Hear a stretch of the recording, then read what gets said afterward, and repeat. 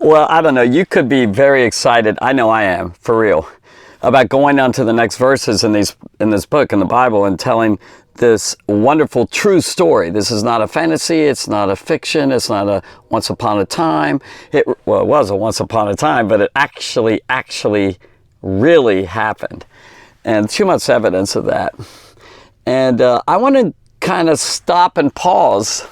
I'm sorry, because you're probably going, let's go on, let's go to the next verses. But in the next two videos, again, I'll try and be brief, really short. I'll try. I would like to share with you some, a little deeper level. Yes, if you're young, you can go with it. You can go deeper. I believe kids are amazing, and they can go way beyond what most people think they can. But I want to give you some things that will help you in case someone challenges you, like they attack the Christian faith and they come against and say, wrong, this is all fairy tales, fables, fantasies. So I would like to give you some thoughts here in two different two different videos. And it'll probably be short. I'll do my best to knock out some really cool stuff. And then we'll get back into the good stuff, okay? We're talking about, basically, as you know, the resurrection. We're in chapter 28 of Matthew. And so this incredible event here where Jesus literally was raised from the dead, you know? And so I would like to share with you some considerations, some things to think about where... That's a little tilted, isn't it? But that's okay. Where it's arguments that people come against in the resurrection. So some people argue against it. An argument is like things, it's not like they're arguing like strife or quarreling, but it's their opinions based on what they think is true that suggests otherwise. It comes against, the resurrection. It's like you go to court and there's arguments against the witness. The defendant or something. The person goes to court and there's statements that suggest he did it. There's statements suggest that he or she didn't do it, didn't do wrong. Okay, so this is what this is. Arguments against his resurrection. I think I've got 6 of them listed there. And these are suggestions on why it really didn't happen. Like, no, nobody raised from the dead. Come on now. Who does that? It's definitely rare, that's for sure. By the way, I just want to mention, it isn't just Jesus. I think you know that. There's lots of people that's been raised from the dead declared in the Bible, and even outside of the Bible. There's tons and tons of testimonies from history, and even nowadays I've heard of people. I met some people that literally knew someone who raised from the dead and all. As a matter of fact, one time I was in this big church sanctuary, and I remember the guy from this is way back, the pulpit said, "How many of you ever seen that someone really did raise from the dead?" I was shocked. I don't know, I can't remember the number. It wasn't like tons and tons of people, but I saw hands scattered throughout. They raised their hands like they really did see someone raised from the dead or something. I know if you're watching this video, and maybe you're an unbeliever or you've got your what's called a skeptic, and you're rolling your eyes, an emoji that rolls her eyes or something. It really could very well be happen. By the way, can God raise from the dead? Is it possible? Is it even possible that he does it? If he did create the universe by just speaking and worlds are created, come on now. It's nothing for him to raise someone from the dead. It's too much evidence that he did. But let me talk about the arguments that people use to say Jesus really didn't really rise from the dead. This is kind of old and it's been kind of destroyed, basically, but there are some people who still may believe it. They call it the swoon theory, which means Jesus supposedly fainted. I can understand that. You're just losing blood and you're kind of go on the cross and you go down. He looked dead. Do you know what the problem with that is? They put a spear, a javelin of some sort, right up into his heart and they cut his heart. That's in John. They literally went up his side. That's kind of sad and horrible. And they went in between his ribs, or underneath his ribs, and took it and stabbed and broke his heart. No one's going to live through that. You know, heart's a vital organ, and if you split the heart, you break it open, which is very evident on what came out of his body, which we'll get to in John chapter 20. Then he's good and dead. They made sure he was dead, and that's why the writer wrote that in there. But he wasn't like fainted at all. He literally died on that cross. Come on. And then they say, well, maybe he was fainted, he was kind of unconscious. But then they would see that he's breathing, and then they would take him and they'd take him off. I mean, Joseph and Nicodemus would have grabbed him and say, "Here, let's go." I go as if we're going to the tomb, and then he's alive. You could tell.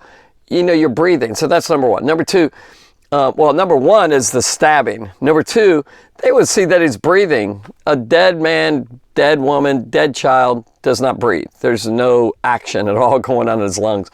All right, but number two, they think that he went into the tomb and then all of a sudden he revived while he was in there. He's wrapped up, dark cave. He's bled a lot. He's in pain. His body is racked with continual pain. You know, he didn't feel any of the pain when he died, by the way, after he died. And then he rolled away the stone. Of course, Jesus could have. He didn't. It was an angel. But he could have rose. He could have. But if they don't believe that Jesus really rose from the, that he really rose from the dead, and they don't believe that he's Son of God, how's he going to roll away that stone by himself? Especially being like so racked with pain and, you know, he's just a mess. And I don't think so. All right. So the swoon theory to me is dead. Speaking of dead, he really died, but that's dead. The swoon theory, fainted. Hallucinations. You know what a hallucination is? It's when you seem like you see something, but it's not real. Like, for example, a mirage. You know, that's what I'm thinking of. But there's many different hallucinations. You hallucinate, you think so. When I was a kid one time, I had a really bad fever, and I felt like I remember seeing I was way up there. It was so intense. And I remember lying in bed and I saw the closet literally come at me, like it was almost like it was coming at me. That was a hallucination. It didn't come at me. It was still way over there across on the other side of the room. But I remember that now. I just happened to think of that. And a mirage, like you're really in a desert. You see I'm going to say, a lot of you know the story. They see an oasis of trees and water. You're dying for water. You go, even cartoons I've seen this, and you go and it's not there. That's a hallucination. Could it have been that the disciples and the women and all that, all the appearances, supposed appearances, that they were all seeing things, you know? Older people, a lot of times, or maybe younger, older people, they feel like their spouse who just died is just walked by them in another room. Hallucinations happen. In other words, it's not really real. It's just in their mind and their imaginations. Well, the problem with that, you'll see, is that whole groups of people saw Jesus. It wasn't just one person, and they said, Jesus is alive, and that one person's the only one that had a testimony. And we'll show you later on how many times he actually appeared. It's a lot. How are you going to have that many hallucinations? And then group hallucinations, whole groups. The largest number is 500 at a time. I'm sorry, I'm laughing. 500 people had a hallucination. They all saw this in their minds and imagination. Don't think so. Substitute. There's an argument that the cross that Jesus died on he wasn't the one. It was a substitute that took his place. Now think about this. The chief priests and the Pharisees and the elders took him, remember the Sanhedrin, they took him, that was Jesus, they accused him, they spoke to him, he spoke. You think they had the wrong guy?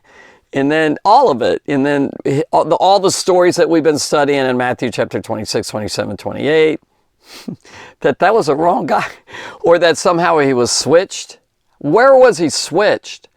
He was guarded by guard. He was never alone, and nobody switched him. Sorry, that's just dumb reason to believe that Jesus, really didn't die on the cross. Meaning, see, what they're saying is that Jesus wasn't really there and he's hidden, and then later he comes out because he wasn't on the cross. It was a substitute that actually died. Sorry.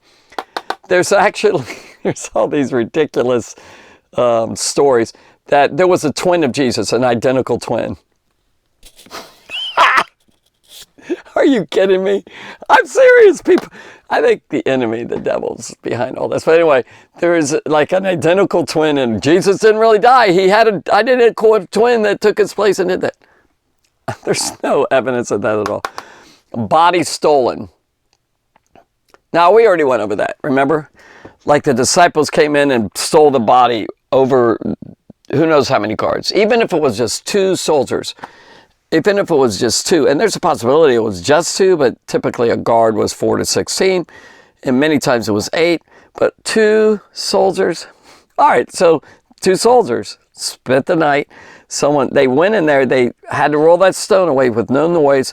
These guards were guarding that tomb so nobody would do it. I think they would probably lie. Wouldn't you lie right in front of the rock?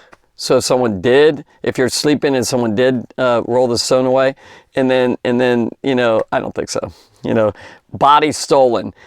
And then you'll see later in the resurrection things happen that, no, that's not what happened. Okay, so all these stories, these so-called stories, these arguments against his resurrection. And the last one is this one, a ghost, a superstitious thing that, again, you go back to the hallucination things that everybody happened to see the ghost. Like they were superstitious. It was a phenomena that was popular at that time. And they actually suggest maybe that they saw a spirit, a ghost, that it wasn't really Jesus. I'll prove later, based on these stories right here, these narratives, that he actually ate bread and ate fish, by the way. How's a spirit going to eat that stuff? They literally saw it. And they handled him. They touched him. He told Thomas to touch him. This is all in the book of John. Well, there you go. Hope you enjoyed that. Try and remember some of these. Like, let's go over it one more time. Just, I'd love for you to kind of remember these. Swoon theory, hallucinations, substitute twin, bodies stolen, and a ghost, really? Casper the ghost. No, there are no ghosts like that. All right. Thank you for listening. God bless you.